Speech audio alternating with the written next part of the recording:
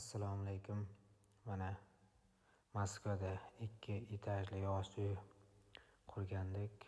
2025-yil noyabr oyida qurganmiz buni.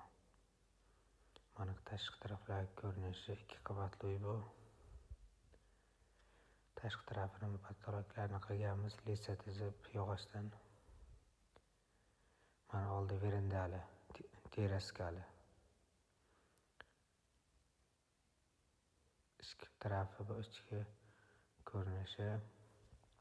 Ayvonga kirdik. Mana bu tarafda tepaga chiqamiz, ikkinchi etajga, ikkinchi qavatga. Zinalari hammasi yog'ochdan, faqat hech qanaqa metall ishlatilmagan, faqat yog'och bu. Mana